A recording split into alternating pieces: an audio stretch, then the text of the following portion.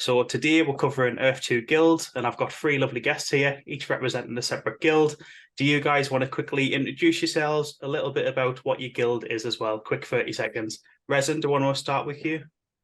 Sure, mate. So my name is Resin, and I'm in the TKO Guild, which is the Knights Order, and our main focus is the governance of Knights. So founding members, we all have a vote and put proposals forward, and everyone has a say. Ken? Did you say me? Yes, mate. I'm KenOhBee. I'm with the Lone Wolves. Our guild kind of like is an kind of a bunch of guilds combined. We've got a bunch of people from that left other guilds in the past, and new members that don't really fit into any of the guilds. Yeah. So we kind of do our own thing, but we help each other out. We kind of help everybody do their own thing in the game. I get that. I'm sure we'll hear more about that soon as well, though. Grandmaster, what about yourself? Hi, yeah, I'm Alex. For those that don't know that, I'm here representing Dorkslayer. Yeah. I guess Dorkslayer's ambition is to become the trading nation of Earth 2, starting from Gibraltar and hopefully branching out globally from there onwards. And ultimately, hopefully become a multi-metaversal guild with advertising rights across all of them. Why not? Why not have some ambition? Right, the first one, it might seem a bit of a basic question to some, but what is a guild to you guys? Ken, I'm going to start with you on that one, and then anybody can, if either you two want to jump in and add anything to it after, feel free. Well, we are kind of the anti-guild. So like a guild to me would be an organization with like rules and, a common goal that the whole group is going towards, and we kind of don't really fit that mold. We have done some of our own designs and stuff, but for us it's more of just a group of friends trying to help each other out. So does anybody want to add to their definition of a guild, what they think it is? Yeah, I agree with that, especially that friendship and bond that you create with each and every one of your members. It's really more about collaborative efforts than anything. So we have some rules in ours. They're pretty basic, just common sense stuff, and I think collaboration is going to be a big piece of it. We haven't seen a lot of that in Earth 2 right now, but at some point we will. So we're set up for that. That makes sense. Alex, do you want to add anything to that? Yeah, and to add on to that, I mean, I think these guys covered it pretty well. I would also add that it is important to obviously have that teamwork and have that little bit of competitive streak as well. So it's good to have multiple guilds and not just focus on having one guild. Yeah, well said. It does keep you guys competitive and stuff, doesn't it? Keeps you thinking of new ideas and how to kind of go for people in your own way and stuff. With that said, that leads on well to my next question, actually. I'm personally not in a guild. I've never been in an F2 guild, not involved with one. How would you guys persuade somebody like me who isn't in a guild to join your guild? What would be kind of the selling points and the reason to join one at this point in Earth 2 rather than wait until we have gameplay elements in the future that actually require them? So Alex, you go for that one. Yeah, go on. So just to start that one off, I would say that it's important to have sorry, repeat the question again. Sorry. How would you attract somebody like myself who isn't in a guild at this point in the game?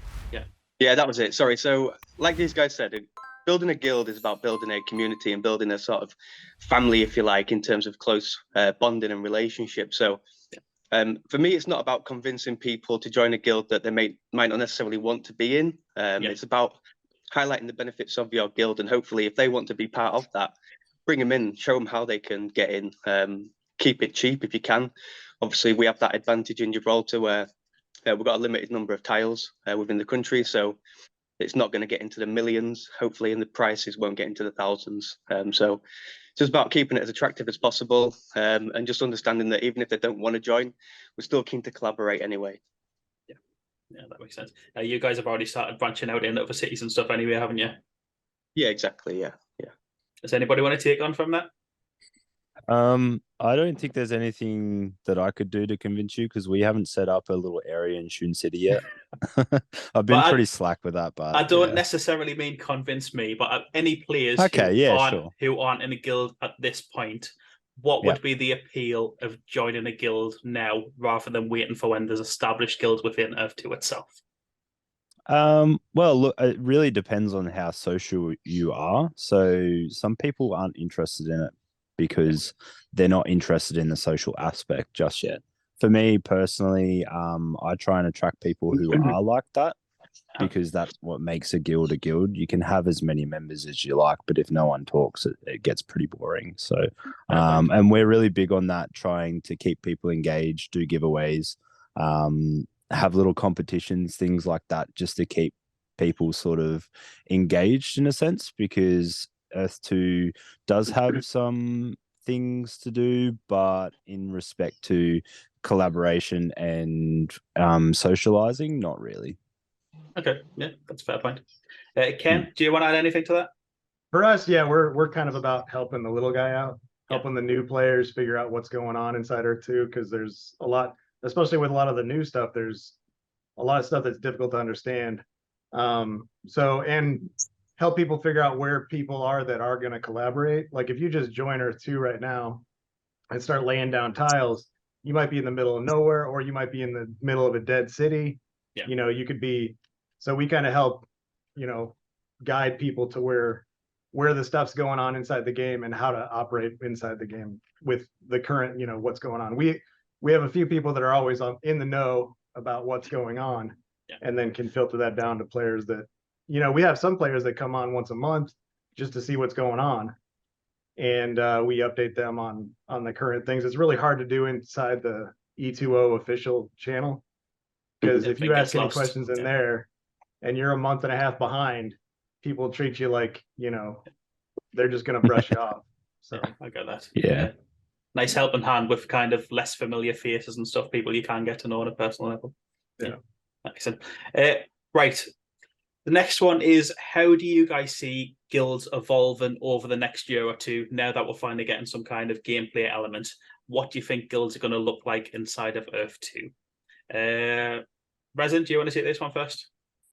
Yeah, I think a lot of it is going to revolve around logistics and trade. So when we talk about resources and the ecosim, and then you look at megacities, for example, having those clusters of areas where people have built up is going to be a collaborative effort. Okay, so when you're in a guild, you're working with other people, you're obviously encouraging other people to, I guess, build this mega city, I suppose, or area, or whatever the case may be. So that's going to play a massive role. And yes, that can also include mega cities separate to guilds, but guilds are kind of like, it's kind of like a bit more tight in respect to people's relationships. So they're more inclined to be able to encourage each other more and build that up. So for yourself, Pacey, you know, being in a guild, it doesn't necessarily affect you because you're working with a lot of guilds already. Yeah. So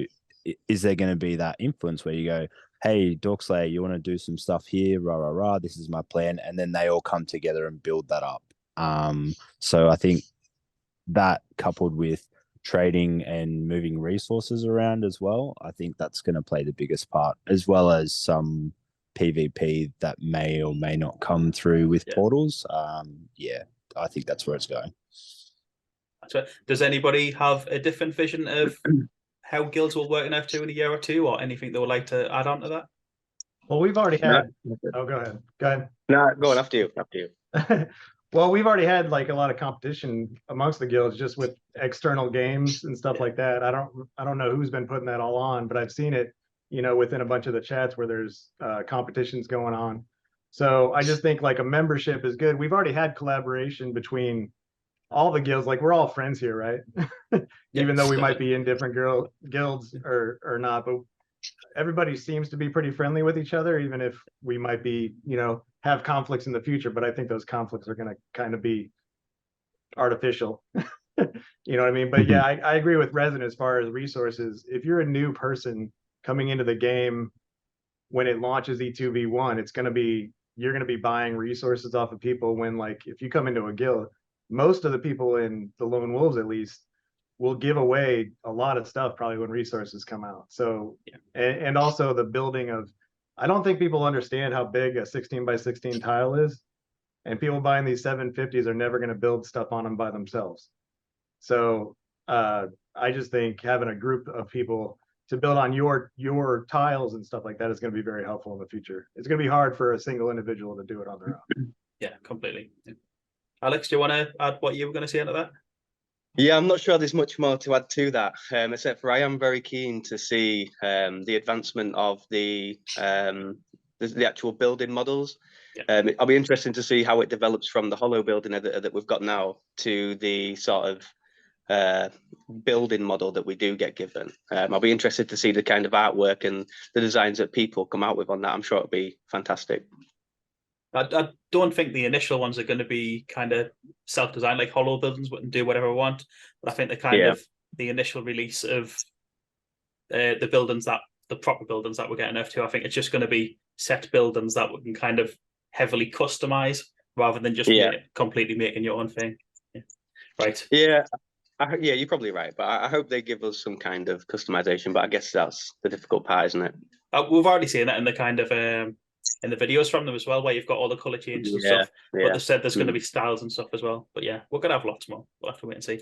Right, we're going to move on to the community questions now, and the first one is from Yina, and she is asking, what do you think are the advantage and benefits of your guild over the others? So we have to get a little bit competitive here. Ken, I'm going to start you off on this one. What are the advantages of your guild over the others? Well, just because we don't have any rules. So there's no buying tiles in certain places, or everything's optional with us. We do have things go on within the guild where we're building stuff together, but everything's optional. So the guildless guild is who we are. So I can see that being an appeal, because as you say, there's people that kind of that come and they go, and they don't want to have to kind of stick to the you need to do this and whatnot. So yeah, Alex, do you want to take this one next? Yeah, sure. Could you repeat the question again? Sorry. What appeals? Well, I'll get it back off bit there. What do you think are the advantages and benefits of your guild over the other guilds? Okay, yeah, sure. So obviously we've been around since pretty much day one. So we've got a lot of the OGs in our guild. Although admittedly, there's a lot of inactivity or a lot of inactive people within our guild at the moment. I'm hoping that does bring a bit more life once obviously E2 start to add a bit more value and bring some more release a product.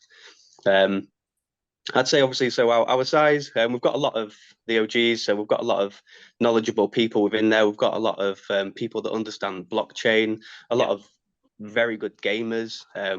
Got some fast hands like Petri and Crepo, people that are good at finding the Easter eggs. And there's some very competitive people. And obviously we're trying to be as innovative as possible. We were first to introduce the community to NFTs.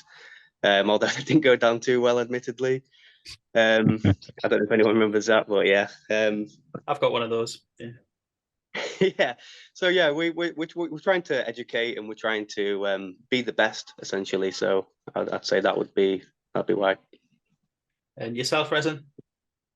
I would say TKO is probably a good pick because of how active it is. So all you have to do is go into the general chat and you see the number of TKO in the username. I think that says a lot about how much we get across things and how much we are across things when it comes to helping out other people as well. So we're always got eyes and ears everywhere. Not to say that other guilds don't, might not be as visible. That's a fair point. Let's move on to Mars now. And this is Elite City. And she is asking, this is a very similar one actually. Do your guilds have any competitive edge against others, like as in warring, or are they more cooperative, like trading and such? Alex, do you want to take this one first? I think, historically there's been a lot of a competitive feel to it. But I do like to think that going forward, things would be a bit more collaborative, honestly. Once we've actually got things to work together on, there's not really much to do together now anyway. Yeah. Exactly, yeah. Does anybody have a different take on that or anything they want to add? What was the question again? Do your guilds have any competitive edge with each other, war, etc., or are they more cooperative, like trading and such? Well, look, I don't think there's nothing to really take away from being in a guild, that you're not going to get scrutinized by an opposite guild because you're in that guild, for example. Well, I mean, it depends. Most people are generally pretty amicable. So I don't think there's any harm in being a guild. And I think a lot of people like yourself, Pacey, will sit on the fence because you don't want there to be any conflict between yourself and other guilds, and that's a very warranted feeling to have.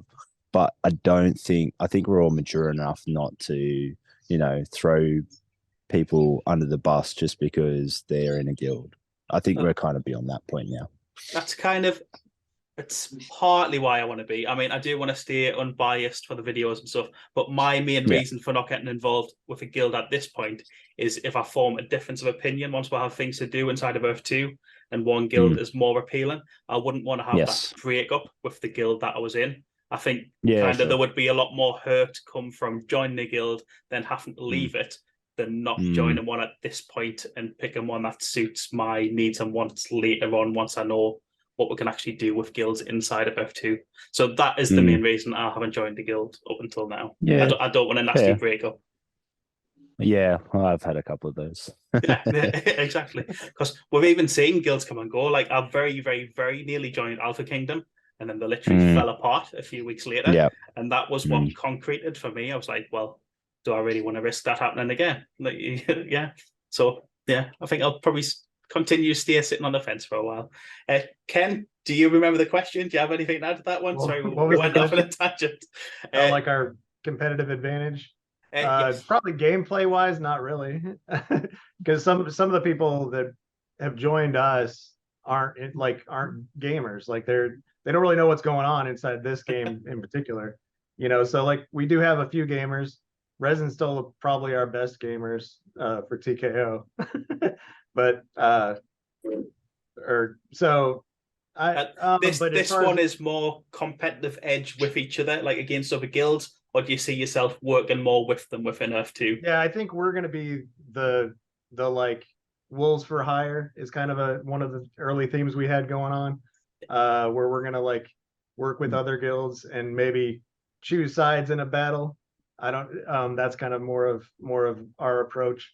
And everybody, like I said, has their own thing going on. So if they want to side with another guild, I don't think we're gonna, we're not gonna be hostile towards them if they pick this side or this side.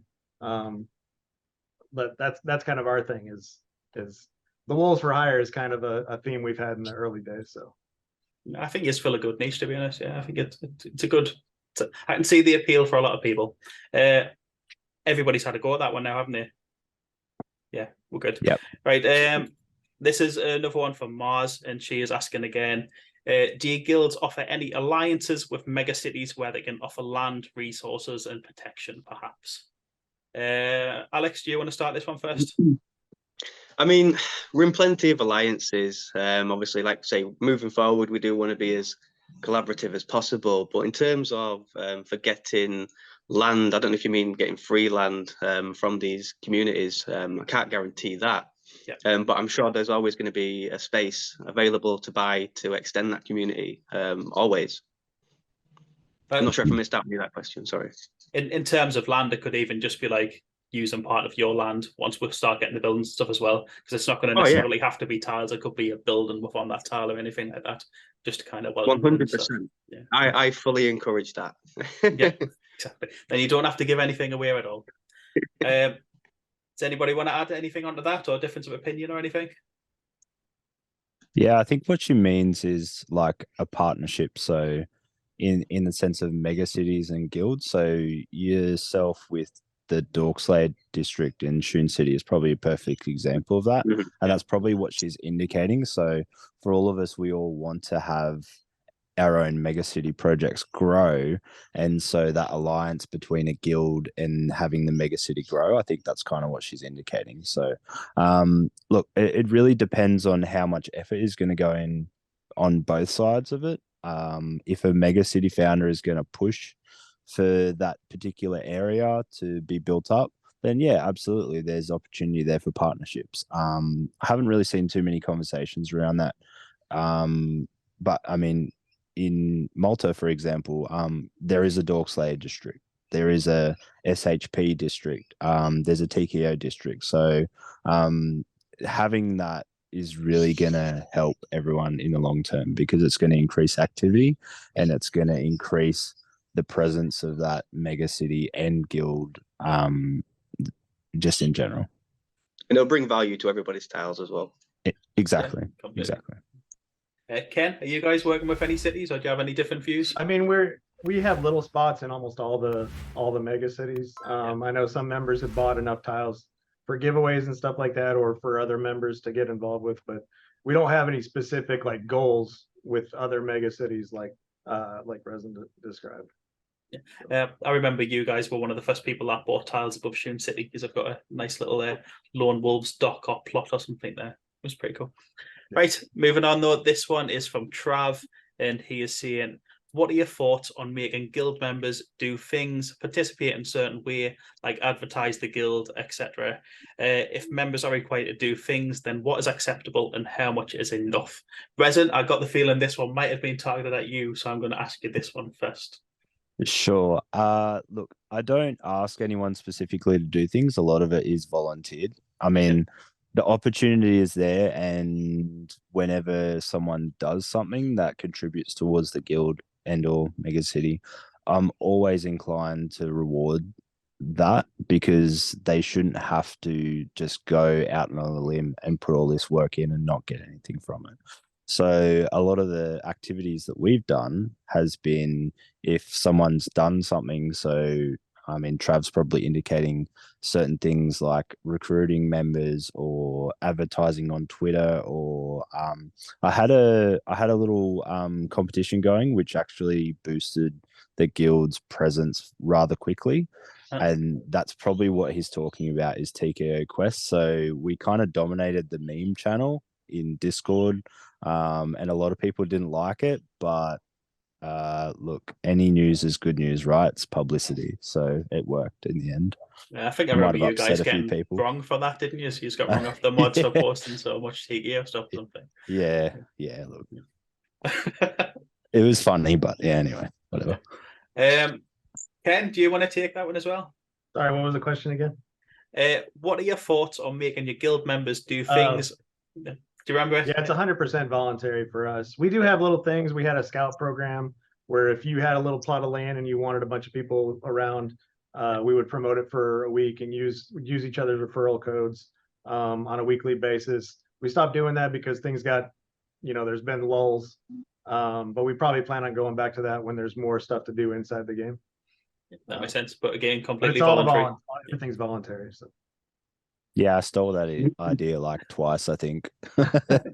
It's a good idea. I owned up to it, but yeah, no, it's a good idea. Absolutely. Alex, what about Dorkslayer? Do you guys have any requirements there? I remember you all used to have username set Dorkslayer on the end. Is that still a requirement? Yeah, so I still have mine, and I'm sure like most people do. And the reason for that really was just to sort of bring awareness to Dorkslayer, get our name out there, kind of like branding, if you like. Obviously, as the activity stream shows people's activity, if you see a lot of Dorkslayer activity, gets people speaking, gets people interested. So that was the reason behind that. We did ask our members to fly the Gibraltar flag as well. Obviously, the reason being that our home base is Gibraltar. It's an incredibly small country, so there's probably not a massive outside influence on the number of people flying that flag outside of Dorkslayer, and that helps us understand how much sort of value we've got within our community. Obviously, the Gibraltar flag, if you look on the leaderboard, has over $1 million invested and over 1.2 million tiles, I think last time I looked. So it just helps us keep accountability, helps us understand what we're working with. And then obviously it will help us forward plan if we need to in the future, or when we need to in the future. Yeah, I get that. And do you think? No, I think you covered that. Actually, ignore what I was going to say. Yeah, sorry. No, there was one more. We obviously did ask our members to buy tiles in Gibraltar, and the reason for that is that we do use that referral Dorkslayer for obviously the guild bank, and that will be used to grow specifically the properties within Gibraltar, but it will be used to grow Dorkslayer as a whole, as a sort of community. Other referral codes are available, especially mine. Right, Sorry. the next it's all good, mate. The next one is from Tellus, and he is asking if there was a civilian faction to represent your guild, what faction would that be? Ken, we'll go to you first on that. Oh man, I don't know. I don't know the four factions of. I don't think it has to be one of the ones that they've got. I think you can kind of just make your own up. Like, would it be like werewolves or wolves or something? Well, yeah, of course, it'd be something wolf related. There we go. Resin, I'm guessing those are knights, obviously. Yeah, so if anyone watched the podcast with Merlin, he met up with Shane in person, and may or may not be a rumor that there's going to be a Knights faction based on that meeting. So yeah, I may or may not have heard that it might be futuristic knights as well. could be. Alex, what about yourself? Sorry, what was the question again? If there was, sorry, yeah, of course, That's it'll be like a cult outfit, wouldn't it? it would. What else? I wonder if the people watching this have saw those early videos of what's it called again? Oh, Mr. Pink. No, well, it wasn't Mr. Pink that I was thinking of, but that's even wilder. British guy that I was thinking of, just the normal British guy videos in his crazy costumes and stuff. That's forever ago now. His name slipped my mind for a second though. That was brilliant, to be honest. The good old days. Yeah, hopefully they'll come back. Maybe it's when we get E2 or something like that. Right, we're I going think to when move. the market do, things will wake up. Yeah, agreed. We're going to move on to the last two questions from E2NWO, and his first one is: when PvP allows you to defend properties as well as raid players, do you have plans to collaborate with other players in guilds, or are you only focused on profit and the money side of things? Alex, I'll let you take this one first, seeing as this is a guildie of yours. I mean, all of the above. Of course, I want to maximize my profits as much as possible, and I'm going to do that through as much collaboration as possible. I want to be getting as many contracts going as possible for people to do as much of my work for me that don't have enough land to do their own work. If I can set that up, brilliant. Nice one. Anybody else? Well, for us, we're wolves for hire, right? So we do have a den that we plan on defending. It's a big tile art formation with a lot of the wolves collaborating on. So we do plan on defending that, but other than that, it's wolves for hire for us. So trying to find places for wolves to go to help other guilds and whatnot. So you know what, it's wolves for hire. How does the hiring rank over alliances that you've got? Like if somebody tried to hire you to say attack Com, like would you guys go do it? Oh, I don't know. I think that's a guild. It'll be a guild decision. We do have collaboration amongst each other, so anything that's put forth will be a decision amongst the guild members. But we also have the lone wolf. We have some people that have gone against some of the things we stand for, and we've lost one member to that sort of thing, but for the most part, if people go on their own and make decisions, we're not gonna remove them for that sort of thing unless they go completely against anything we stand for. So yeah, as you say, there's no rules, so even if they go against it and kind of hopefully that won't affect the guild as a whole, you can just put it down to that individual. Yeah. Resin? I think when you look at the player base that we have, I don't think there's a great deal of guilds per se that are just purely focused on profits. So a lot of like Lone Wolves, Dorkslayer, and then you've got maybe SHP might be a little bit like that. I can't really say because they don't really talk that much these days. But yeah, in the long term, what I want is to have that engagement activity in a PvP sense as well. So not only are we able to make some profit, I mean, everyone wants to make something from it, otherwise they wouldn't have invested in the first place. But the long term is really the key point for me. So when you think about what kind of partnerships you could have outside of Earth 2 in 5-10 years, whether it be a business or a government body, something like that, and they want to pay you a lump sum to use your land, obviously that's going to go aside from PvP. that's going to be looking at the business side of things. So I guess that's kind of put to the side for now, still in the back of my mind with respect to guilds, but I think a lot of the guild activity is regarding PvP and gameplay as well.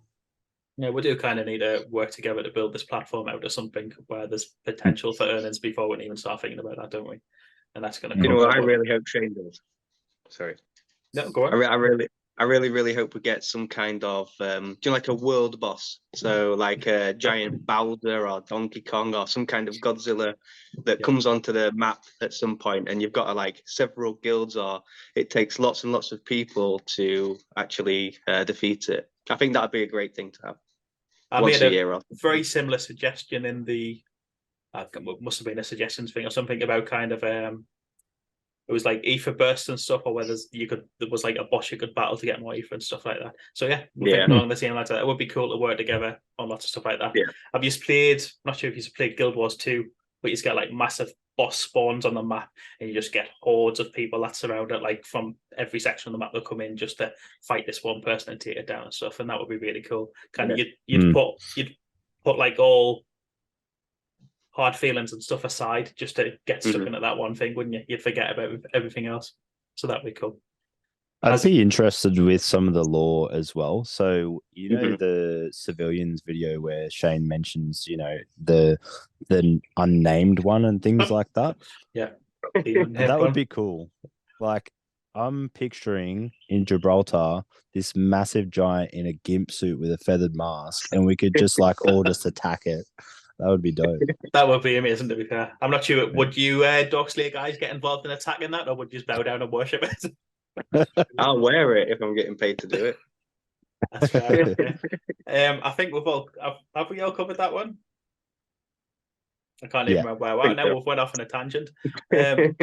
This is the last question, and we've literally got 6 minutes left. So, once Earth, this is another one from E2NWO.